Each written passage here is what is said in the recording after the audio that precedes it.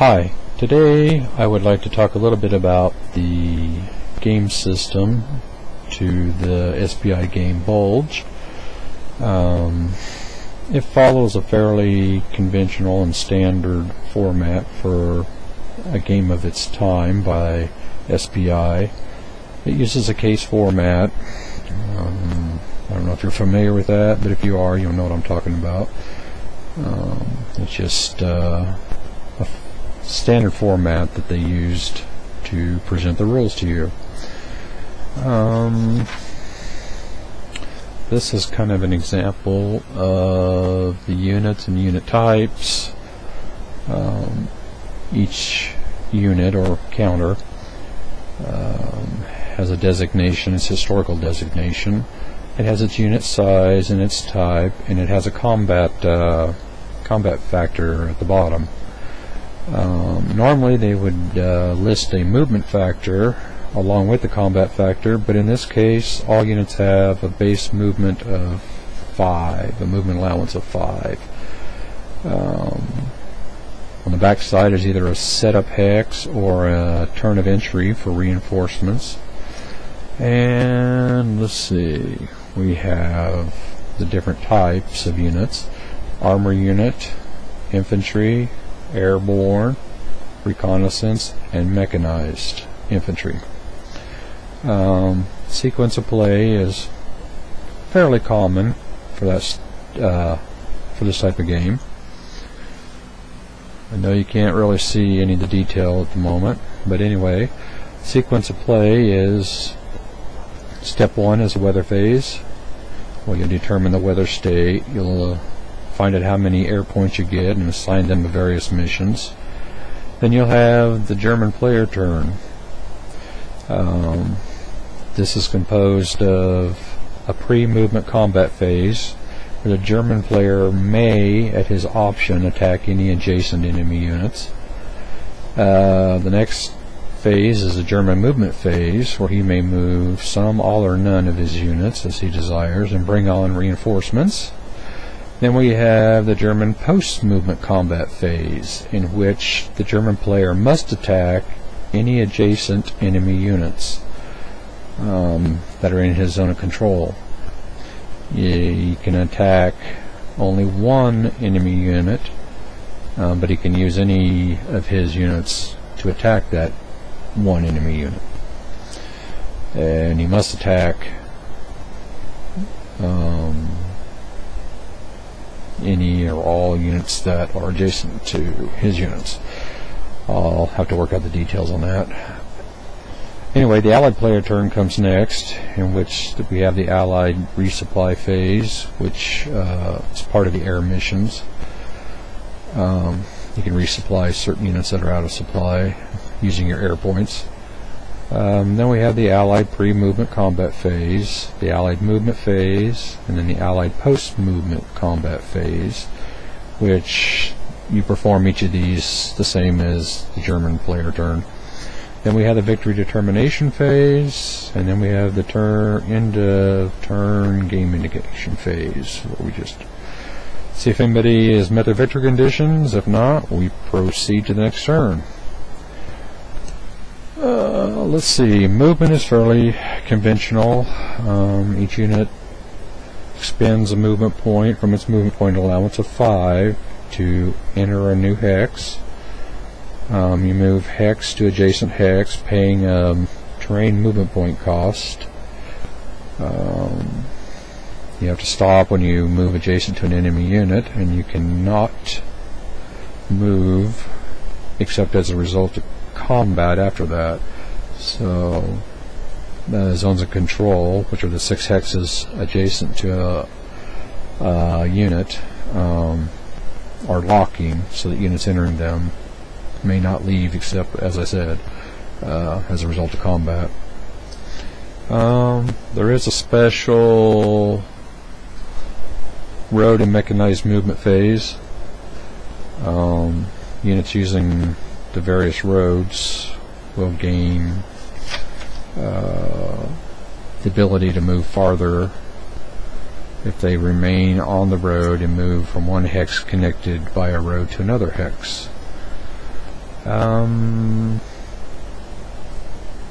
Let's see. The Allied player also has the option of making some of his infantry units become mechanized infantry units, thereby enhancing their movement capabilities. You can indicate so many of them by placing a mechanized movement marker on them. Then we have, let's see, there's an Allied bridge interdiction, in which all bridge hex sites within 3 hexes of an Allied unit are interdicted for purposes of German movement and German supply. I'm not sure if friendly units negate that or not. I don't think so. Allied units interdict bridges at all times, regardless of terrain, enemy units, or other considerations. So, there you have it. Now we have the combat preconditions. You got to be adjacent to enemy unit. Can only attack once. As many units can be brought to bear. Can participate in the attack.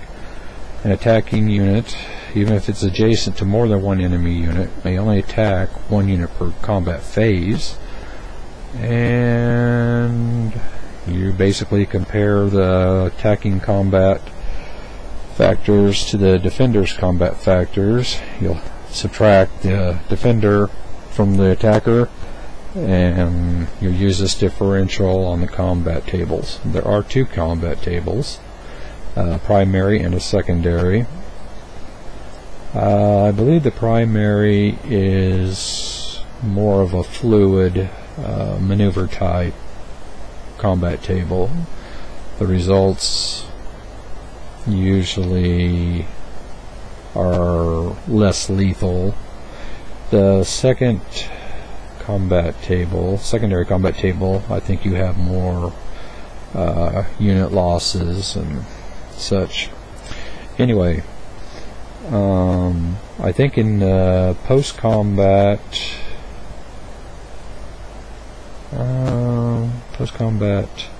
phase, I'm not sure if you can use either or. I know there's some preconditions on which tables you can use. I'll have to look that up. Your combat results are attacker eliminated, attacker retreat, and exchange. The exchange rules work a little bit differently than in your normal game of this type. Normally, in an exchange result, the defender is eliminated and the attacker has to match that number or exceed it in losses. However, in this particular game,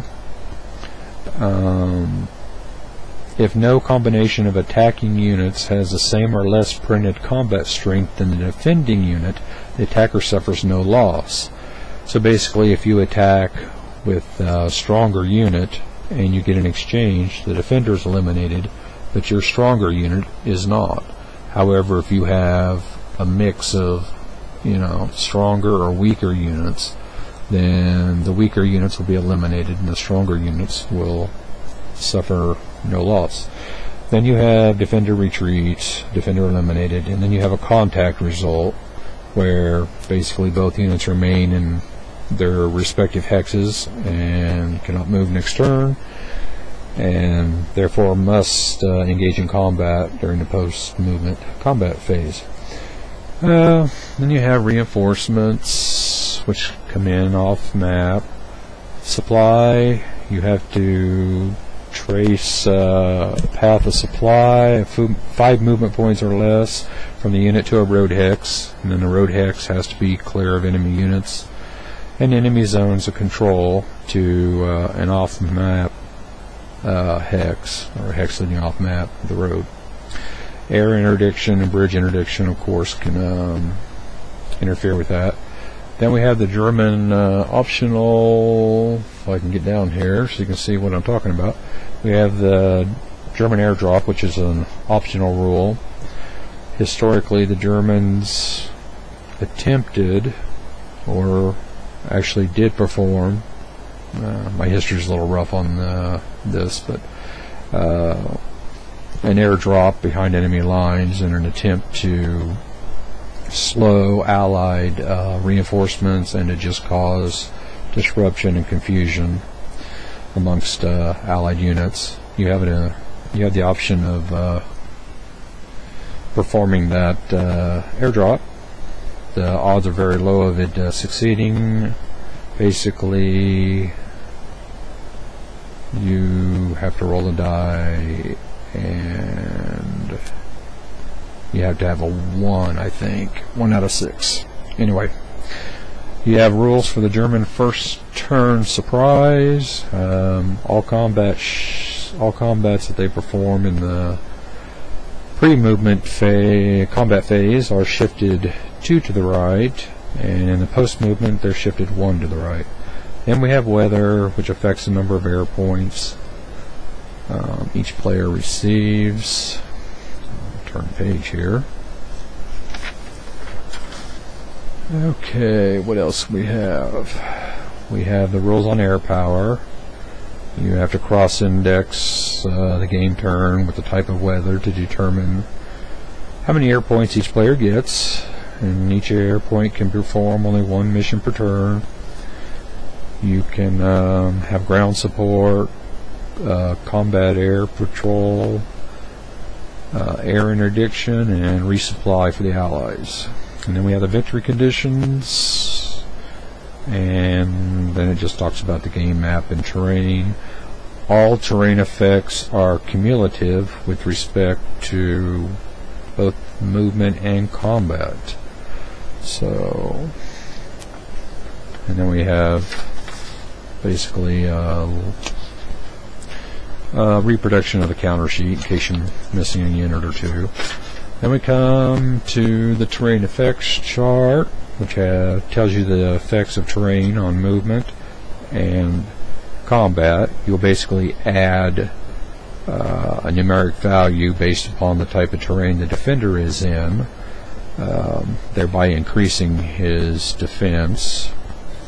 And then we have the 2 combat tables, the primary and the secondary. As I said, actually I have that backwards, it looks like. Primary combat table provides for more retreats and eliminations, and the secondary combat table provides for more contact and retreats. It's more of a static combat table where units will not be doing a lot of moving, and thus will have to fight in the next turn, whereas a primary table has a lot of retreats and exchanges and eliminations. So anyway, and like I said, there's various preconditions for using each table. Here's the weather and air power table. If I can keep this in focus and in frame. You have the option to do a variable weather by rolling a die and modifying it by the type of weather. You have overcast, mist, or clear, and that'll modify what type of weather you can have on that particular turn. Or you can use the historical weather,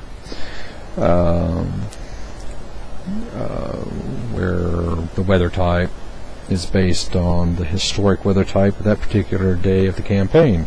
So that pretty much covers the basic, well, all the rules for the Bulge game. I'll go over the map real quickly, just show you the terrain types and probably a couple examples of movement and combat.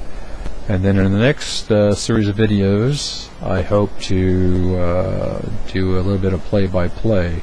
I don't know if I'll play an entire game, but I'll play through a few of the first turns and see how it goes.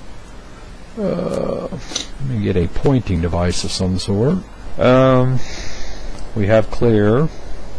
This is basically, pardon me for that, hit the microphone on the camera. Well, you can tell this is amateur hour. Clear terrain costs your basic 1 movement point.